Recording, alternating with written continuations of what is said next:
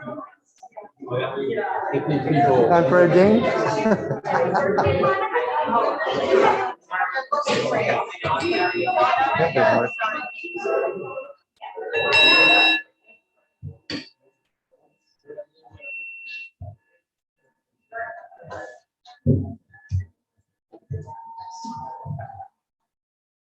Good morning. Can you hear me better now? Welcome to First Church Unitarian on this, well, it was sunny. Still a little bit of sun left today. Spring day today.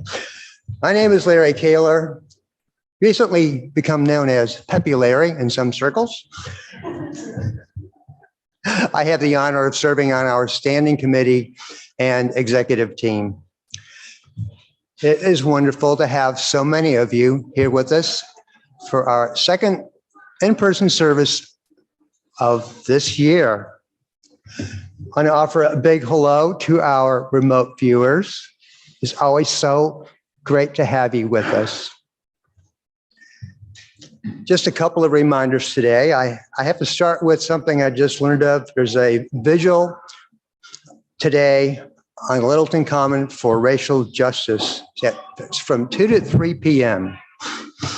Some other reminders for you.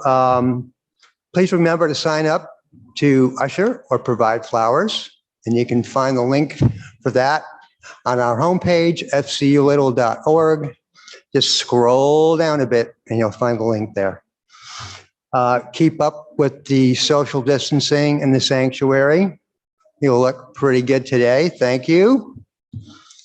And to keep up with our action and caring groups, you know where to go. It's our awesome Community Matters newsletter. There's a list of things like our, that keep up with our UU values, like letter writing for democracy, action for climate change, a garage sale to benefit good work going on in Honduras and Ghana. Print it out, put it on your fridge so your family and friends can see what a vibrant group we are. Now, please silence your electronic devices and stay tuned to find out what the littlest thing can do. Our guest, Dave T., will share his transformative story. I can't wait for that. This is Peppy Larry signing off.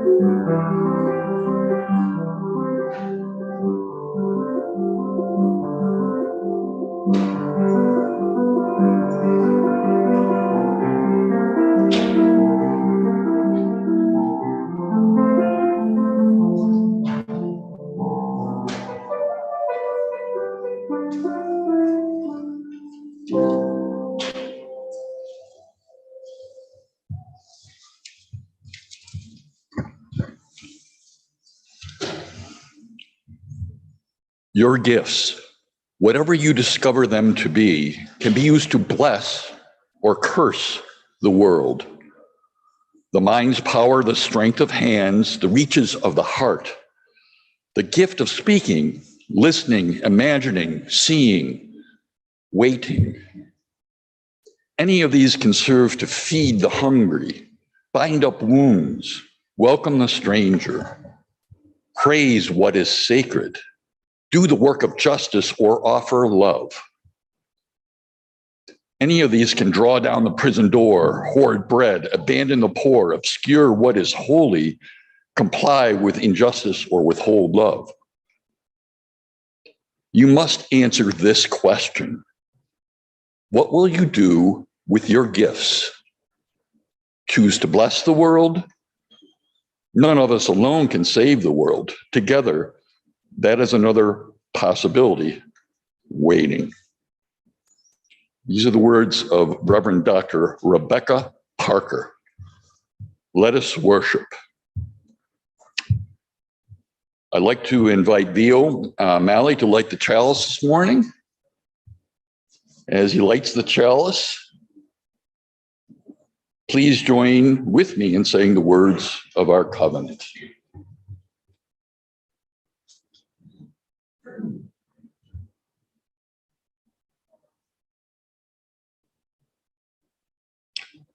Love is the spirit of this church, and service its law.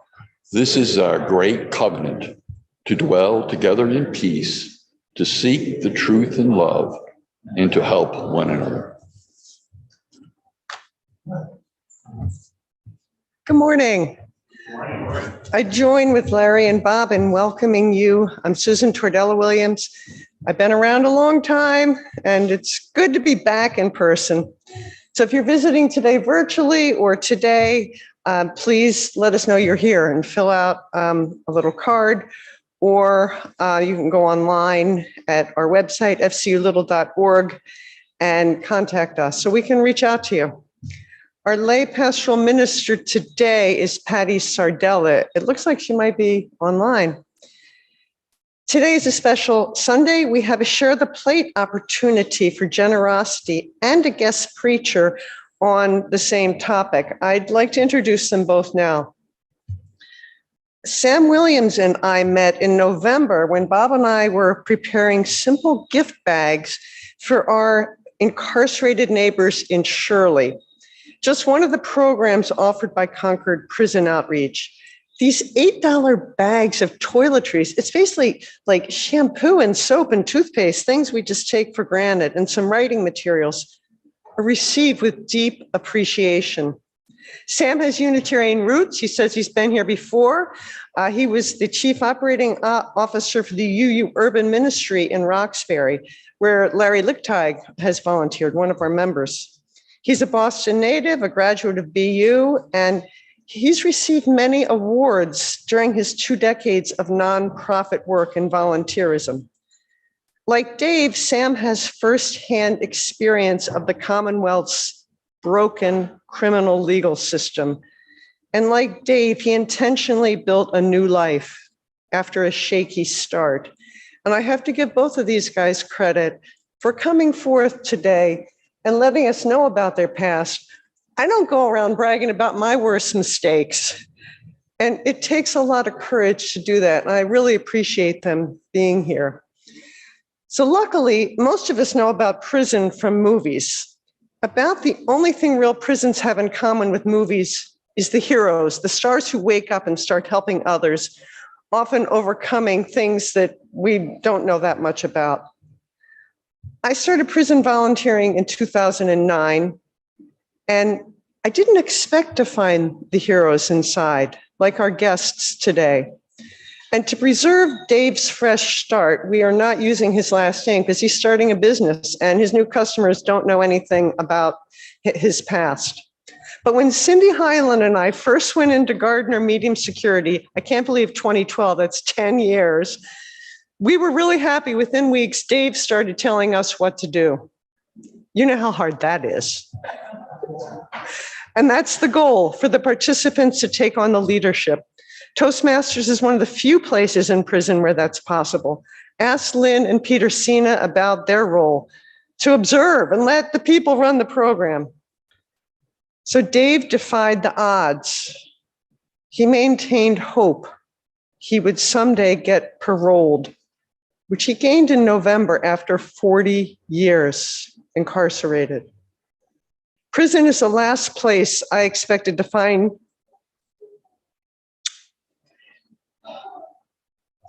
inspiration, as I believe you will today from Dave's message.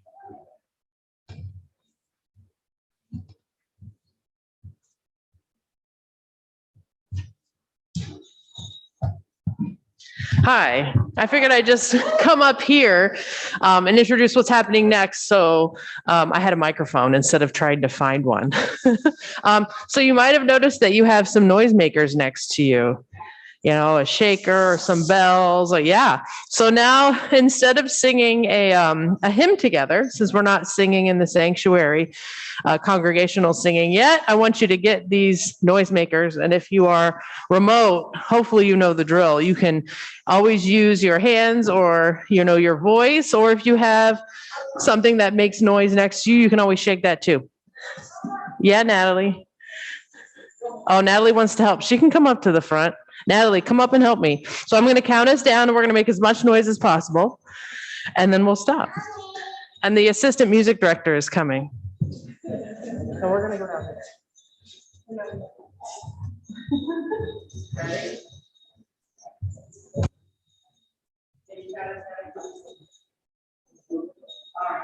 3, 2, 1.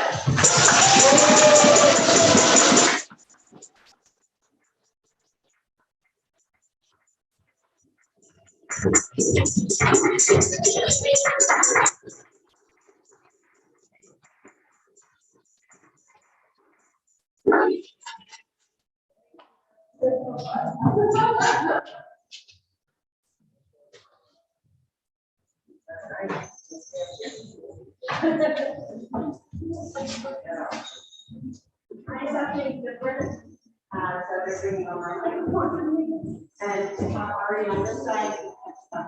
Hi, Jim. Hey, Natalie. Sit closer to the pew or on the pew. Just give us a little room. Wait. I'd rather not. Because I'm going to take my mask off. That did it. Thank you. So you're gonna stay? Anyway, so if you'd like to come down. Oh, hello. I guess I'm taking my mask off now. Oh my gosh. So hello. So Thea selected this book. And it is Milo Imagines the World. Do you know this book, Dave? Not to put you on the spot, but I was, let's just say, I learned a lot when I was reviewing this book for today.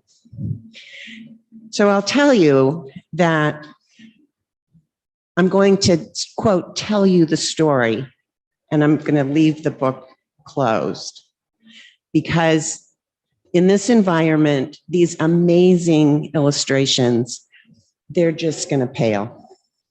So we'll have it downstairs, okay? So I'm recapping the book here. The story, Milo Imagines the World, by author Matt De La Peña, and pictures by Christian Robinson, illustrator. Does anyone know this book? Do you know this book? It came out in 21, and stereotypically that I listened to an interview, and they said that they were concerned that this book would just be for underprivileged people whose lives are involved with someone in prison that is incarcerated. And they're hoping that it will find its way to people who that is not a part of their lives. Because it's inviting us to be aware of stereotypes, to choose imagination over impressions, to be caring and kind. So I ask you to just imagine in your mind the pictures that Milo, well, actually, Christian Robinson drew for his illustrations. Milo and his older sister have black skin. Milo is a budding artist dressed in a brown sweater, green pants, and wearing a lime green knitted cap. There's a pencil behind his ear. He wears glasses, and he's carrying a small notebook. His sister is wearing a bright pink coat, blue pants, maybe they're jeans. She's carrying her smartphone with a pink case. Both are wearing boots. Today, they are going on the subway to visit their mother, who is incarcerated. These monthly Sunday subway rides are never ending. And as usual, Milo is a shook up soda. Excitement stacked on top of worry, on top of confusion, on top of love. To keep himself from bursting, he studies the faces and makes pictures of their lives. His sister is totally focused on her phone. The man with light skin and whiskers sitting next to him is concentrating on his crossword puzzle. When he gets off the train at his stop, Milo draws a picture.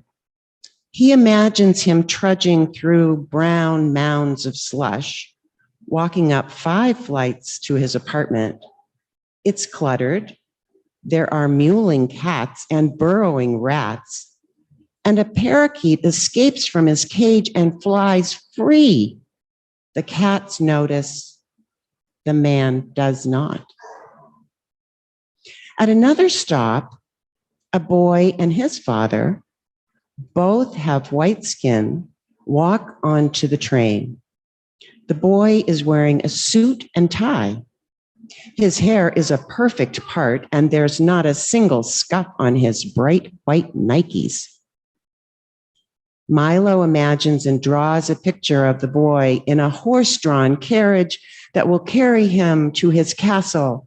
The guards slowly lower the drawbridge, and he crosses the human-made moat, where he's met by a butler, 2 maids, and a gourmet chef offering crust-free sandwich squares.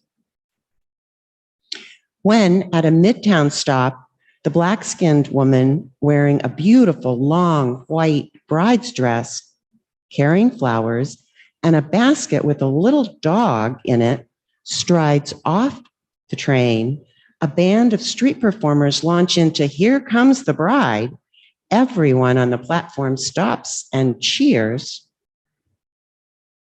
Milo is ready with a fresh page in his notebook to draw. He imagines a grand cathedral ceremony where the couple will be pronounced husband and wife. And then in a hot air balloon, up, up, they go hand in hand beyond the concrete walls of the city into the infinite blue. Milo then locks eyes for a few seconds with the little boy in the suit and tie, and suddenly feels like the walls are closing in around him. He draws another picture of people being closely watched in a department store and in a fancy neighborhood. He doesn't like this picture, so he puts away his notebook and he turns to his reflection in the window. He thinks, what do people imagine about his face? Can they see him reciting his volcano poem to the class? Can they hear his mom's soothing voice reading him a bedtime book over the phone? Can they smell the chilly Colorado bubbling in a pot in his auntie's apartment near the cemetery? Butterflies flood Milo's stomach when it's finally time for their stop. He follows his sister onto the cold station platform and up the stairs.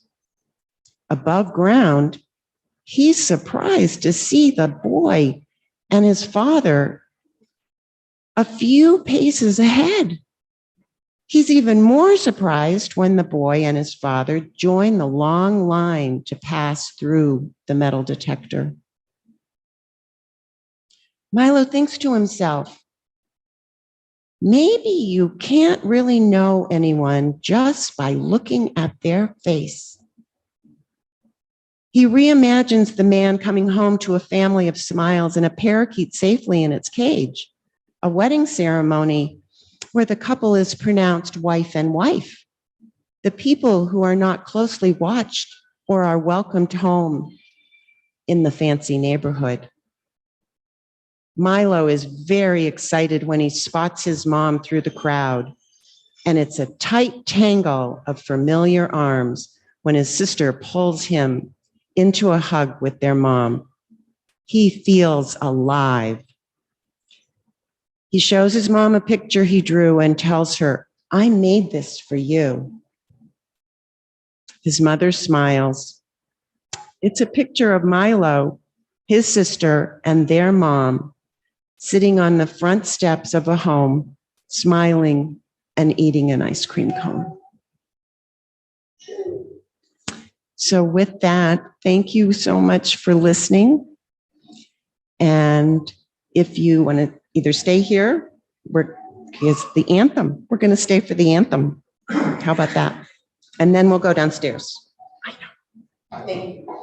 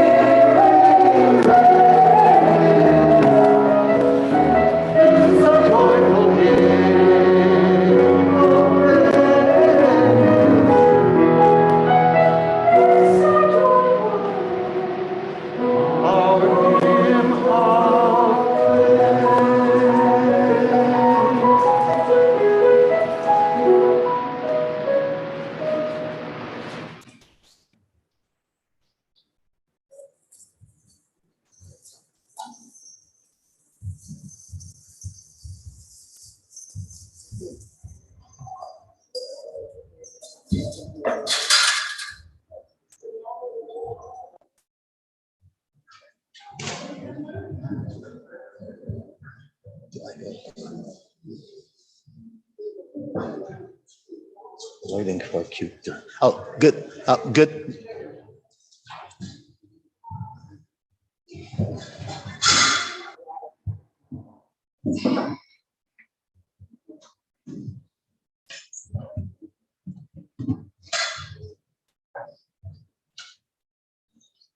Good morning. My name is Sam Williams. I'm the Executive Director for Concord Prison Outreach. I'm honored and pleased to be here with you this morning, and just want to send a great thank you for your support and your invitation. I'll give you a quick little background about CPO. CPO began 50 years ago, and its services back then was pasteurizing milk and making curtains in collaboration with the men that were in at the time the Concord Prison Reformatory, which is now MCI Concord. Today we're a volunteer-based agency. We provide prison education services in 5 key areas: education, social, emotional, arts and humanity, families, and what's the other one? There's one more. Entrepreneur, vocational. So those 5 program services, we offer 24 programs. And I just want to say, this year was a pretty powerful year for us. We, as Susan was saying, we delivered 2,300 gift bags to 5 prisons in support of the men and women that are inside, 2 at Shirley, 2 in Concord, and Framingham, the prison for women. And every month we do 30 what we call welcome backpacks. And so those backpacks are put together and given to the DOC for men and women who are coming home. In short, I did 14 years in the penitentiary, and I've been home for 26 years. And one of the driving forces to my success was the prison education program. I received a bachelor's degree through Boston University, and for the last 26 years, I've been doing this work. So for me, it's been an honor to work with CPO and to work with the volunteers and the other church groups that support us. I want to say thank you for the work that you do here in your ministry and in community. And I want to assure you that there are many, many men like myself and Dave and women who are capable of coming back home and doing what I would call miraculous, transformative, and very powerful work in society. And we are 2 examples of the many individuals that exist in prison. So I want to thank you all for support and thank you for inviting me. And I will close with that.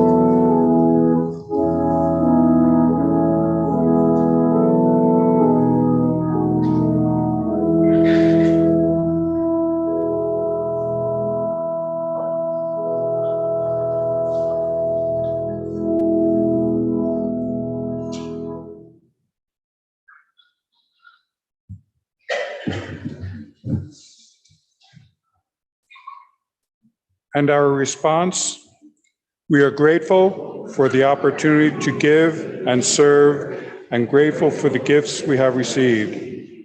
May this affirm the ministries of our church community, both within and beyond these walls. Most weeks, this congregation shares a sacred time to feel again our deep connection to one another and to the holy. It is in this spirit that we share in lighting candles of caring, candles of joy, concern, or sorrow. If you have an important joy or concern, you are invited to share that as you feel moved. Please let us know briefly how we might direct our thoughts, prayers, and healing wishes. For those of you worshiping with us virtually, please raise your hand in the participants or reactions section of Zoom if you would like to speak. For those in the sanctuary now, please raise your hand high and hold the microphone close to your mask as we bring a microphone to you.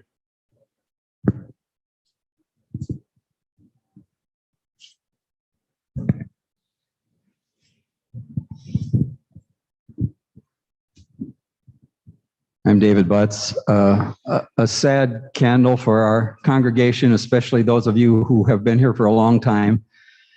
Bill Spencer called me last night and asked me to light a candle today. Pat Hadley passed away last evening.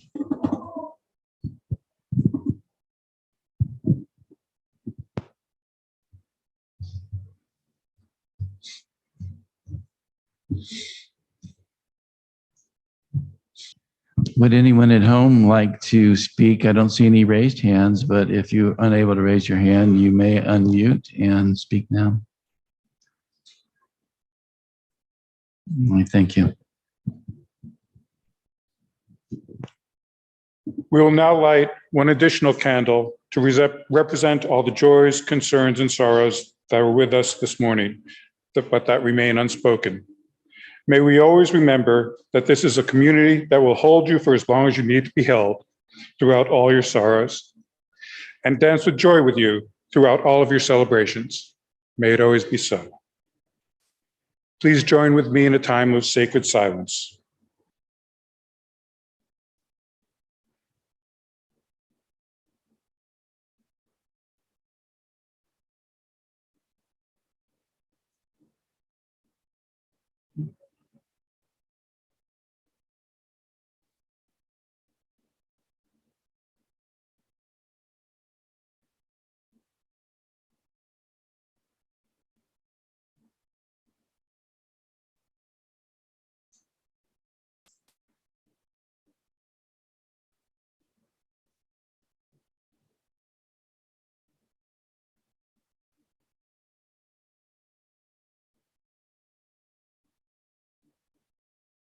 Blessed be, and amen.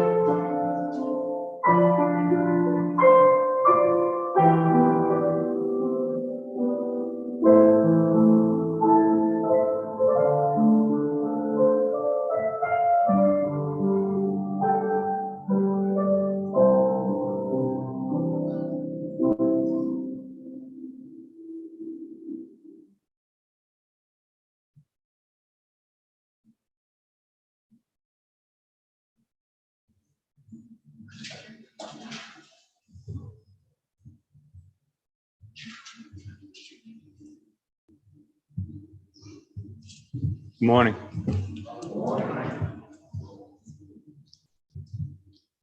I chose this reading from Matthew.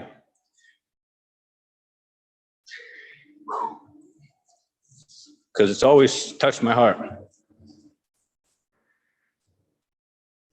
Then the king will say to those on his right, "Come, you who are blessed by my Father. Take your inheritance, the kingdom prepared for you since the creation of the world.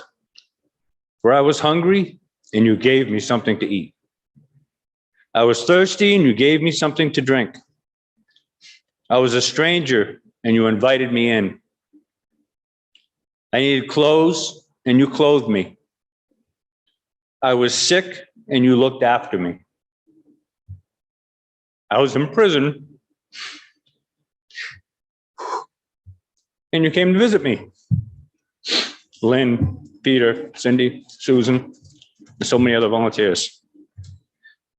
Then the righteous will answer him, "Lord, when did we do these things for you?" The king will reply, "Truly I tell you, whatever you did for one of the least of these brothers and sisters of mine, you did for me."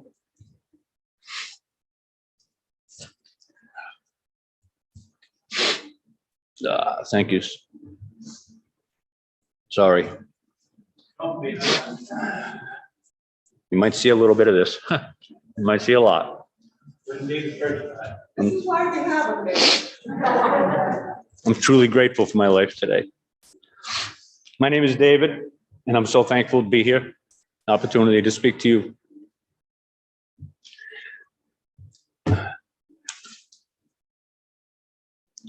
The littlest thing can begin a transformation of your mind, heart, and spirit. That's what we decided to title this. Because as you'll see when I'm talking, that it was the tiniest thing that changed me. I sat here earlier and watched the gentleman out here. If you get a chance to watch the recording of this, I noticed it was on there. So he sat there for 10 minutes while the story was being read. He couldn't take his eyes off his son. That was amazing. He had his hand on his back. Very touching. Make sure you watch that. You'll see what God does for us. A perfect example. My life was a great contrast to that. I had a father who was extremely abusive. Put me in the hospital many times as a kid. The very last time that I had an incident with him was I felt that he was going to kill me. And I ran upstairs in my bedroom and tried to get out the window to get away from him. He followed me, threw me out the window, right through the screen and everything. I woke up in a hospital in Hartford, Connecticut. It was approximately 4 days later. I had been in a coma from having a head injury. My father was sitting in the chair in the room, intensive care. He got up, came across, leaned over the bed, and said, "You fell off the roof fixing the antenna." And he walked out of the room. A couple minutes later, the nurse come running in. She said, "Oh, we're so glad you're awake. You know, you have such a loving father. He sat here every minute that you were here." The world doesn't see what really goes on. I only tell you that not for your sympathy or anything else, just to understand where I came from. I was 14 years old when that happened. That was a long life of similar stuff. At that point, I left home and I decided that I was going to make society pay. That's how I felt. I didn't care about anybody or anything. I stole, I did armed robberies. I went to prison, did 8 years. That wasn't good enough. I got out, got a chance. Got involved in a murder. where somebody took somebody's life, and I was there and helped to cover it up. Went back to prison for a sentence of 15 years to life for my accessory part of that. I went to prison really angry again. I not only was in prison, I ended up getting into the hole in prison for being in fights, acting out in any way I could. I just didn't know how to function. I had no morals, no values. Then I ended up in the hole of the hole in Walpole. Did approximately 8 years in that hole, living like an animal. Closed door, 30 days at a time, nothing in the room but a Bible. They come around every 3 days, put you in shackles, take you to the shower, put you back in your room, close the door. God saved me through that, trust me. I read the Bible from back to front and back to front.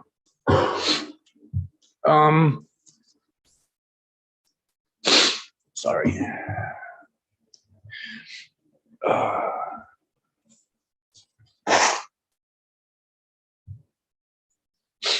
I really had no hope. I just didn't know where I was going. I was always told by my father that when he would beat me that I was never going to amount to anything. I believed it, I guess. There came a point where I finally got out of the hole, and somebody convinced me to start going to AA. I went to an AA meeting, and somebody volunteered me to speak. And I was so petrified that I ended up threatening this guy to beat him up, because I was no way I was getting up in front of a group of people and speak. Turns out I ended up meeting somebody that was in Toastmasters, and Susan talks about it all the time. I decided to try it, and it transformed my life. The reason that it transformed my life was because before, when I would go to the programs that were available, which were very limited, I wouldn't get involved. I just wouldn't say anything. I'd sit back in the corner and hide. The time that I spent in Toastmasters affected my functioning in all the other groups that I was involved in. So much so that I became one of the main facilitators of programs in the institutions. One day I was at a Cursillo, which is like a 3-day retreat with volunteers come in. And I was sitting at a table with a number of guys, and one of the volunteers, Bob McGuire, an older gentleman, asked me about my life, and I told him a little bit about it. And he sat there and he looked across at me and he said, "David, do not let what your father said determine your life. Just because he said it, it isn't true." He said, "You can do something with it." And I don't know why. Sometimes the littlest things hit you hard. And that really hit me that day. That this guy would take time from his wife and his family and his job and everything else to come into that prison and sit there for 3 days and talk to us and say something like to me. He doesn't even know me, but he told me that I could do something with my life. That started a spark. I became one of the #1 facilitators in that prison. I ran the AVP program, Alternative Violence. I ran the Toastmasters. I ran the anger management. I ran the substance abuse. I ran anything I could get involved in, anything that I could give back, because I was telling myself, well, I want to do something when I get out with my life. And I said, well, why can't I do it here? I can do it right now because these other guys are going out. So I'm going to reach the community through these young kids that are in here. And I started getting involved more and more. That's how I met Susan when they came in, and Cindy and Lynn and Peter and many other volunteers. I finally got the opportunity, after years and years of being told no because of my bad behavior, to get out. I'm here before you, thank God. While there, I made a plan. I knew that I was going to go out at 50 something years old with nothing, no history. How was I going to do this? I decided to put away money, everything I could get. I went to the dog program that was available in their needs. And I worked for them training dogs. I put the money away that they paid me and went to school through Penn Foster and got certified as a dog trainer. Got my welding license, got my cooking license, did everything possible that I could do to prepare for my future. I wrote a book and got it published. My life was completely the opposite of what it was when I went in there. And it was because of volunteers who came in. Because sometimes you have nothing in there. Guys that want to change their life have nothing, no avenue. And if we don't have the volunteers, we don't have the programs. So if you can do anything for outreach in prisons, please know that there's guys in there suffering. There's guys in there that want help. My goal is to open a halfway house. But I know there's a lot of steps to that. And since I've been out, I've gotten a good job. I train dogs. I use what I was taught in there. I've been able to buy a car. It was great, my first car I've ever owned. I've put a down payment and closing costs on a house in Gardner. I have a girlfriend. All of the money that I saved while in prison, I saved every penny I had. I invested it from inside. I bought a motorcycle, so which is good now with the gas prices, believe me, going back and forth to work. I have a future, and my goal is to continue saving until I can open the halfway house to help other guys that are coming out. I've been out 5 months. That's it. I've done all this in 5 months. So it's possible if you have goals, and you set them and you take steps toward them, and you have people like the volunteers who come in and help us. I couldn't have done it without them. There's no way my life could have been changed the way that it has. And so I'm going to give back to society. I'm going to give back every day of my life. And if there's anything that you can do, I encourage you, please, to do it. Remember what the words of Matthew said. When I was in prison, you came to visit me. The ripple effect, you don't even have any idea what it could be. Bob does not know what took place in my life because he passed away. He doesn't understand the effect that I've had on other people. I thank you for the opportunity to speak to you today. Please, I urge you to help in any way you can. Thank you.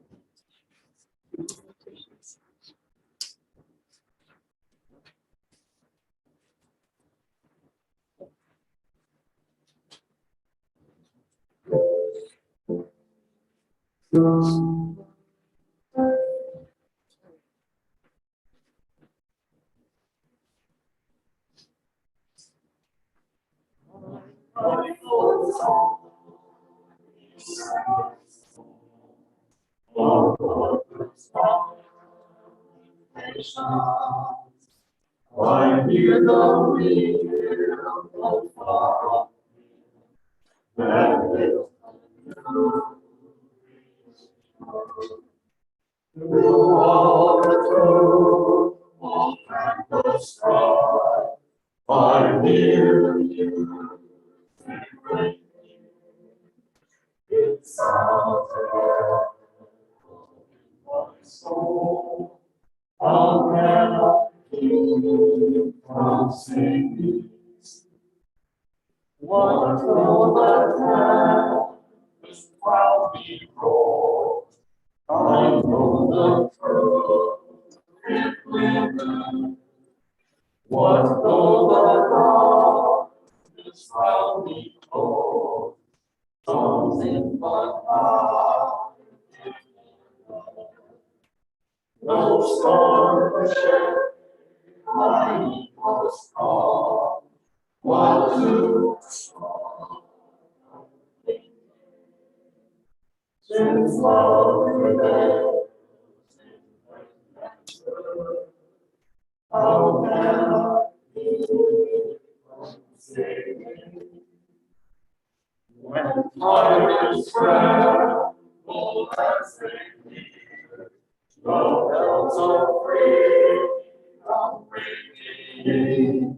When friends rejoice both far and near, what can I keep from singing? To praise the sounds and conscience wild, our thoughts to them are winging. When friends by shame are undefiled, how can I keep from singing?